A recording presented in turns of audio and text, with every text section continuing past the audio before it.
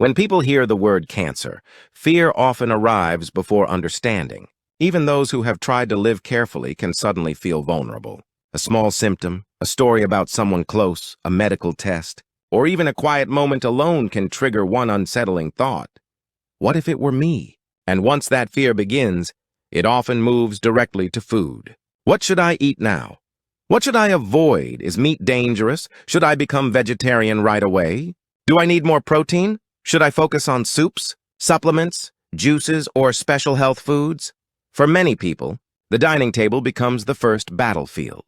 The problem is that fear makes simple. Answers sound attractive, and simple answers are often the most misleading. Some people are told that if they have cancer, they must stop eating meat completely. Others are told that they must eat large amounts of meat and protein to survive treatment. Some hear that plant-based food is the only safe path. Others believe that if they lose weight, the answer is simply to eat richer and heavier foods. These ideas spread quickly because they are easy to remember. But the human body does not recover through slogans. The body responds to condition, timing, digestion, appetite, weight loss, muscle loss, treatment stage, inflammation, fatigue, and the very practical question of what a person can actually eat today. That is why the central question in cancer nutrition is not whether one food is good and another is bad. The real question is this: what kind of nourishment does this body need right now? And what can this body realistically tolerate? Once we start there, the confusion becomes easier to sort out. Many people naturally divide foods into two simple categories. Fresh vegetables, fruits, beans, and grains are seen as clean and healing. Meat, especially fatty or processed meat, is seen as harmful and dangerous. There is a reason this way of thinking feels convincing. Plant foods do offer many advantages. They provide fiber, antioxidants, minerals, and variety. Diets heavy in processed foods, excessive fat, salt, sugar, and heavily charred or preserved meats can place stress on the body over time. So it is understandable that many people conclude that a person with cancer should immediately move toward a plant-centered diet. That conclusion is not entirely wrong.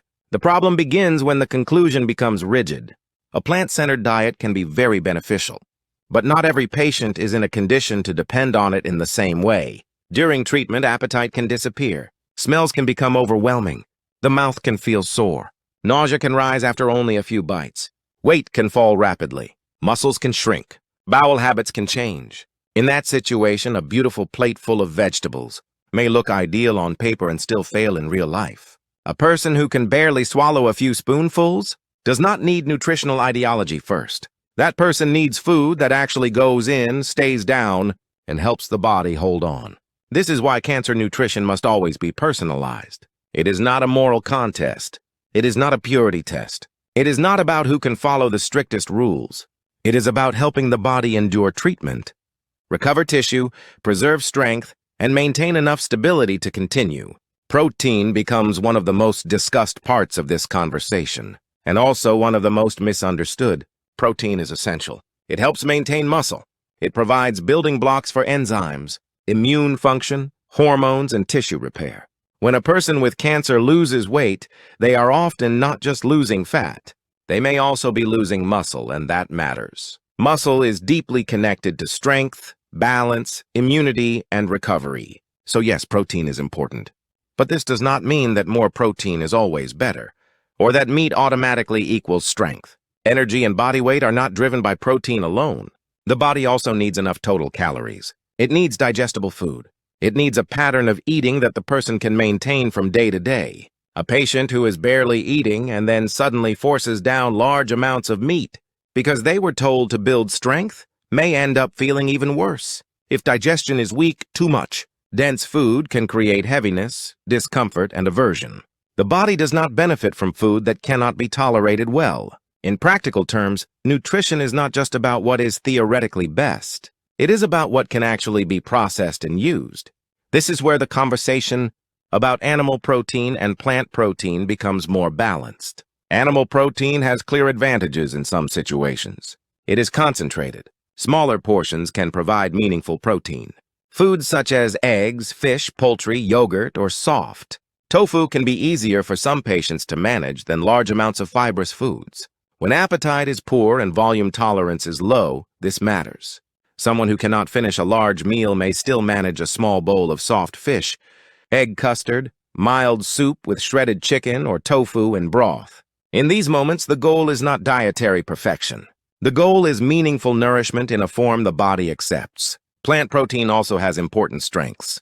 Beans, lentils, tofu, soy products, nuts, seeds, and whole grains can be part of a deeply supportive long-term eating pattern. Plant-centered meals often bring beneficial fiber and a wide range of nutrients.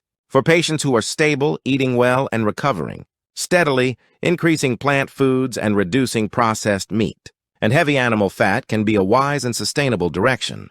But there is an important difference between saying plant-based eating can be beneficial and saying it is always enough for every patient in every stage. To rely mostly on plant foods, meals often need to be more diverse and carefully structured. The body may need larger volume to obtain enough calories and protein. That can be realistic for a person who is eating normally.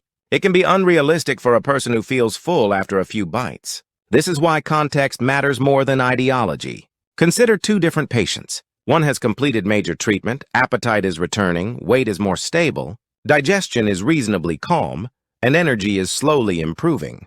For that person, building a meal pattern centered on vegetables, beans, tofu, whole grains, fruit, and lighter protein choices may make excellent sense. Another patient is in the middle of chemotherapy, feels nauseated, has lost significant weight, and can barely manage a few spoonfuls at a time. For that person, insisting on a strictly plant-only pattern may unintentionally lead to even lower intake, lower strength, and greater frustration. Both situations involve cancer, but the nutritional strategy should not be the same. This is why extreme statements are unhelpful. Meat is not automatically poison. Vegetarian eating is not automatically sufficient. The real issue is which foods, prepared in which way, in which amount, fit the current reality of the patient. We also need to talk about what kinds of meat and preparation methods raise more concern. Most people already understand that highly processed meat should not become a routine, part of a healing diet. Sausages, bacon, ham, and similar products are not ideal choices for daily nourishment, especially for people who are already medically vulnerable. Heavily salted, smoked, preserved, or burnt meats are also more problematic. Cooking methods matter. Deeply charred foods, excessive grease, and very aggressive seasoning may place additional burden on digestion. On the other hand, when animal protein is needed, gentler options and gentler preparation often make more sense. Soft fish, eggs, lean poultry, mild broths, and carefully cooked foods may be more practical than fatty cuts or heavily grilled meats. Texture matters too. Someone who cannot handle chewing may tolerate shredded meat in porridge.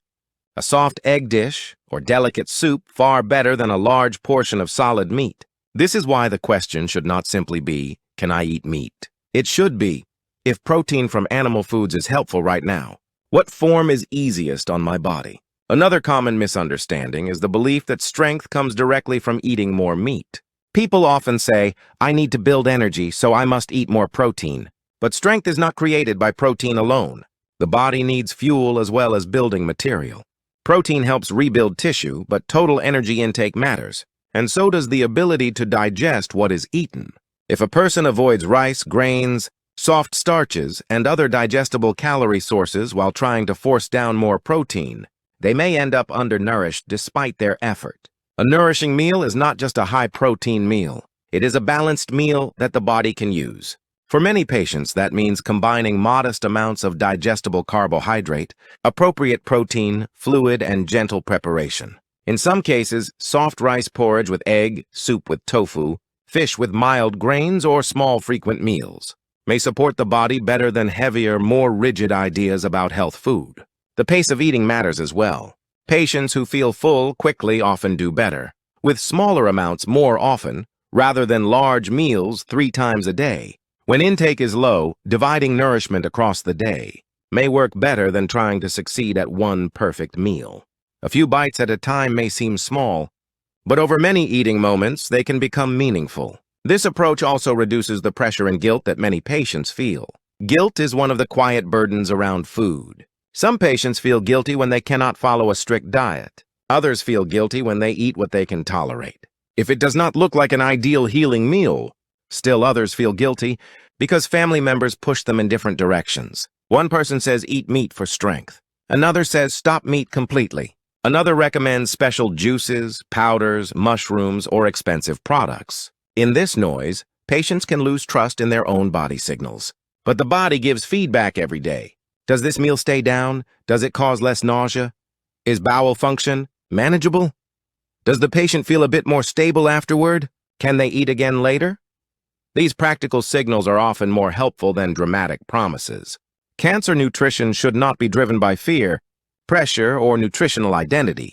It should be guided by tolerance, adequacy, and realistic consistency. Families also need to understand that food during illness is not a place for rigid control.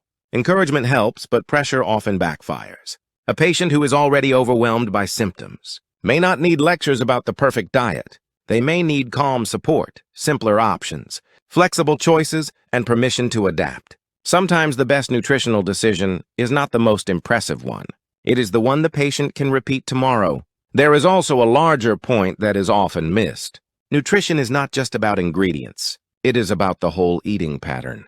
How food is prepared, how much is served at once, how quickly it is eaten, whether the patient sits quietly afterward, whether hydration is adequate, whether sleep is disrupted, whether movement is completely absent, whether nausea is being controlled, whether constipation is reducing appetite, whether mouth sores are making chewing painful. All of these shape what food can do.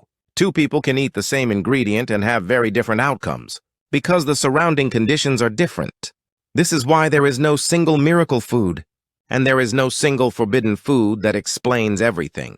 Many people desperately want certainty, so they search for one powerful answer. What should I eat to stop recurrence? What should I never touch? Which food kills cancer? Which food feeds it? These questions are understandable, but they pull attention away from the more important truth. The body is supported by patterns, not by magical ingredients. Overly narrow diets can become exhausting. Fear-based food rules can shrink intake. Unrealistic expectations can produce shame. A better goal is to create a stable, adaptable pattern that respects the stage of illness and the patient's real capacity. It can help to think in phases. During preparation for treatment, the focus may be on preserving strength, preventing unnecessary weight loss, and establishing a tolerable rhythm of eating. During active treatment, the priority may shift towards survival nutrition. Enough protein, enough calories, enough fluid, and enough flexibility to get through difficult days. During early recovery, the goal may be gradual, rebuilding of appetite, digestion, and muscle. Later, when stability improves, the focus can move toward a more plant-forward pattern that supports long-term health with more vegetables, legumes, whole foods, and fewer heavily processed choices. Each phase asks a different question. The mistake is assuming that one rule should dominate all phases. Another important lesson is that more is not always better, especially with protein. The body benefits from adequate protein, but that does not mean it needs huge amounts forced into a single meal. When digestion is weak, pushing too hard can lead to discomfort and aversion. Spreading protein across the day is often more realistic. A little in the morning, a little at midday, a little in the evening, perhaps something gentle as a snack. This approach supports intake without overwhelming the body. Again, the principle is not aggression. It is persistence. Small, tolerable choices repeated throughout the day often do more than occasional heroic efforts. Movement and rest also influence nutritional recovery. A person who lies down all day may lose muscle faster and feel less appetite over time. This does not mean that a sick patient needs intense exercise. It means that gentle movement, when possible, can support circulation, digestion, mood, and preservation of function. Sitting up for meals, taking a short walk, standing for a few minutes, or changing position regularly may all help. Likewise, unmanaged symptoms such as pain, constipation, reflux, or insomnia can sabotage eating. Nutrition is never separate from the rest of care. It works best when the whole body is being supported. So where does this leave us? It leaves us with a calmer, more realistic message. Cancer nutrition is not about choosing one side in a war between meat and vegetables. It is about choosing what helps the body in its current condition. Plant foods matter. Protein matters. Calories matter. Digestion matters. Timing matters. Preparation matters. Sustainability matters. Processed meat, very greasy foods, and burnt or heavily preserved foods are wise to limit. Gentle, digestible protein can be helpful when intake is poor. Plant-centered meals can be excellent when appetite and digestive capacity allow for them. Neither extreme fear of animal foods nor blind dependence on meat alone serves patients well. Balance is not a compromise because we lack conviction. Balance is often the most intelligent form of care. And perhaps the most important message of all is this: food should not become another source of panic. A patient already carrying the emotional and physical weight of cancer does not need a table full of fear. They need nourishment that makes sense. They need flexibility without confusion, structure without punishment, and support without pressure. A meal that goes in calmly and gives even a small amount of strength is not a failure because it is imperfect. It is part of recovery because it is real. Some days the right choice may be a soft egg dish and porridge. Another day it may be fish and rice with vegetables. Another day it may be tofu soup, yogurt, fruit, or a nutrition drink because nothing else is possible. The question is not whether the meal looks ideal to someone on the internet. The question is whether it helps this body today. Over time, those practical decisions accumulate. They preserve strength. They reduce needless decline. They create room for treatment, healing, and daily life to continue. In the end, the goal is not to fear food. The goal is to use food wisely, not as a miracle cure, not as a strict identity, and not as a punishment, but as a steady foundation.